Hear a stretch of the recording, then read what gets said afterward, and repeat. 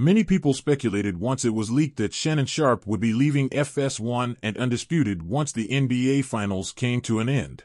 Leading up to the rumors, they had a couple of moments where things got real heated between the two. Many people pointed out those moments as the reasons for Shannon leaving. Take a listen. But you're giving him 100% of the blame? That's just, you have no objectivity. It's just straight Brady hate. Wait a minute. This is just straight hate by a guy who's jealous that he is still playing at a high level at 45 when you had to stop at 35. That's what you do. That's the point. That's what you do. Every time I call something into question, I'm jealous. No. Skip, I never said you were jealous of Baker Mayfield. Skip, I did what I did. You make it seem like I was a bum. I'm in the effing Hall of Fame. Okay, I got 3 Super Bowls. So what? So what? He's way better than you were. I'm better than you. Better. Skip, I got to see what you do. You take personal shots. No, I don't take personal shots. You started it. Time out. You would take a personal shot at me. I didn't take a personal shot at you. Wait a minute. What are you talking about? You would take a personal... Put your glasses back on. Can I finish? You're willing to take a personal shot at me to say this man is better than me because I say he's playing bad this year? Well, because you disrespect him. It's just so. You know what? It's beneath your dignity. You would disrespect me to support him. No, well, I'll support him over anybody because he's the greatest player who ever played your game, and it's by far. Good morning. There's been a lot of speculation of why I wasn't on air yesterday, and I won't get into speculation or conjecture or innuendo, but I will say this. In watching that game on Monday night, what happened to Damar Hamlin struck me a little different. As a brotherhood in the NFL, when injuries happen, when we know injuries are a part of the game, I've seen guys suffer ACLs and Achilles tear, but I've never seen anybody have to be revived and fight for their life on the field. So it struck me a little differently because I remember seeing my brother paralyzed on the field temporarily, and he was able to regain focus. Skip tweeted something, and although I disagree with the tweet, and hopefully Skip would take it down, but I didn't want it. Well, time out. I'm not going to take it down because I stand by what I tweeted. Skip, let me finish. All right, okay. Go ahead. No, you go. Go ahead, let's go, Jen. Okay. I mean, I cannot even get through a monologue without you interrupting me. Well, you could have came back. Skip, well, I thought, Skip, just let... I didn't know you were going to bring up this. I was just going to say, Skip, I didn't want to yesterday to get into a situation where Damar Hamlin was the issue. We should have been talking about him and not get into your tweet. That's what I was going to do. But you can't even let me finish my opening monologue without you interrupting. Okay. I was under the impression you weren't going to bring this up because nobody here had a problem with that tweet. No. Clearly, the bosses wanted you to offer explanation, so clearly somebody... No, they did not have... Nobody... Let's go, Jen. From that moment forward before his departure, things just wouldn't be the same on the show. It was like they didn't want to step on each other's shoes and had moments where the energy just wasn't there. On the final episode, Shannon would have a segment where he thanked everyone and spoke on the 6 years they had on the show with the entire cast and crew.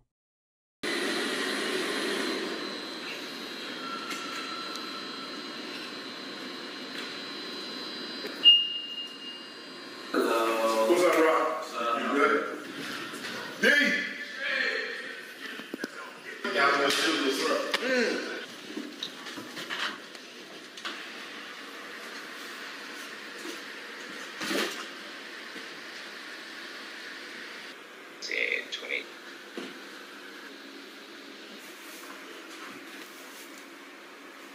These guys are the best, man. They went all out for you, boy. The birth of Jack Nicholson. First Batman. Go with a smile.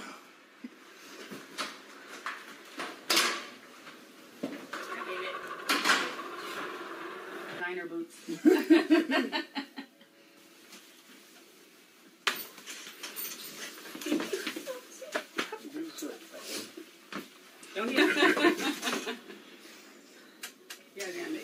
In the words of Gator in Jungle Fever, this last dance for you, mama.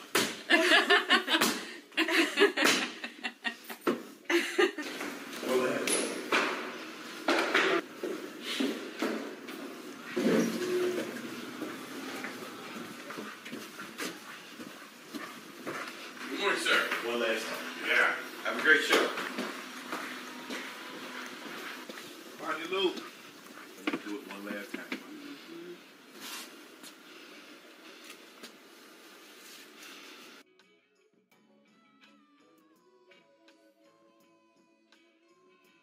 Thank you. And to my new team, Hollywood, my stylist, my daughter's here, Shelly Davis, who's been my assistant. Hollywood, when I got Hollywood, I flew you out the next day, and I said, I want to dress my age. Hollywood said, Uncle Shay, you called me Uncle Shay from day one. You said, what else you need from me? I said, I need loyalty and I need honesty. He said, Uncle Shay, I'm going to ride with you till the wheels fall off. And when the wheels fall off, I'm going to get out and walk with you. To my creative director, Jordan, you come a long way. Shelly Davis, I'm not here without you. Every email that I've received over the last 20 years, you answered it because I don't have email. You make this operation go. Club Shay Shay, 8484 Inc. You make it all go. My daughter, come here, Katie. Come here, hurry up, come on. And you better not cry. You're going to make your daddy cry again. I did it all for you guys. You, your brother, your other sister. I love you more than words can say. I love you. Skip Bayless, I appreciate you, man. I love you, man. Ladies and gentlemen at home, thank you, thank you. You'll see me again somewhere. I just don't know where. Thank you so much for your support. Love you guys. Thank you, man. Here we go. Hockey Tuesday, a championship Tuesday. Denver Nuggets, the newest franchise, their first ever championship live in Los Angeles. It's wherever you may be and however you may be listening. Thanks for making us part of your day. There's a lot of choices out there, and we appreciate you stopping by. Thank you. All right. One last time, brother. Thank you, sir. How was your month? Very good. Thank you.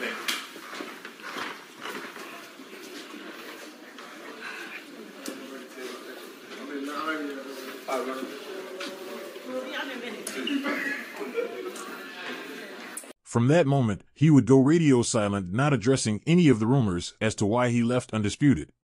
He would still be putting out content on his podcast Club Shay Shay.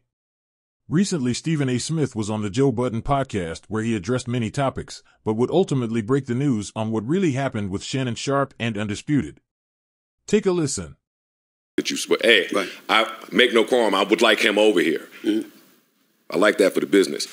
But for the Skip stuff, I was like, oh, no, that's a jab. That hurts. You're going to go after the co-host so soon. You didn't care. I didn't look at it that way. Got it. I would have looked at it that way if Shannon left of his own volition. I'm telling you he didn't. I'm telling you he was pushed out. That's the first time I've ever heard that. Well, I'm telling you, and it's fact. Now, they could deny it. He wouldn't. I can promise you that. He was pushed out. He didn't want to leave.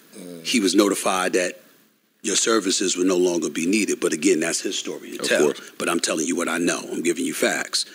As of tonight of me editing this video, Shannon Sharpe and Stephen A. Smith would do a podcast together on Stephen A. Smith's YouTube. Shannon Sharpe would finally address the rumors and how he really felt about FS1 and Skip Bayless. The finality of it, it was over. You do understand that in that lengthy answer that you just gave to my question, you did not mention Skip Bayless one time. You do know that. I do.